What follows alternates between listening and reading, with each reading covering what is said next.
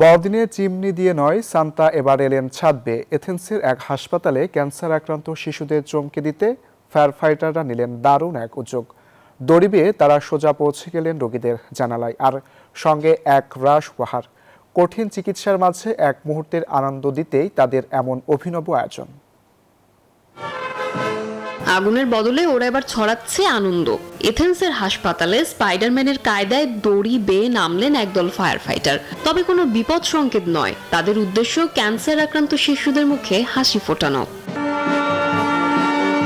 দলের মধ্যেই একজন আবার সেজেছেন সান্তা ক্লজ। ফায়ার সার্ভিসের ক্রেন দিয়ে সোজা তিনি হাজির বারান্দায়।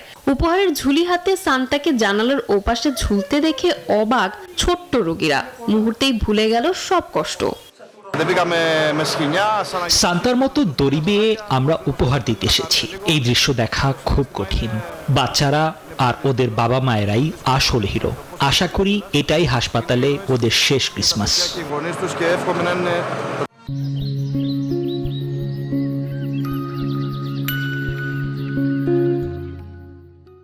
হাসপাতালের চার দেয়ালে বন্দি জীবনে এমন চমক যেন এক পশলা স্বস্তি। ফায়ার ফাইটারদের একটাই চাওয়া, পরের বার যেন সুস্থ হয়ে বাড়িতেই উৎসব করতে পারে এই ক্ষুদে যোদ্ধারা। Desk report, news 24।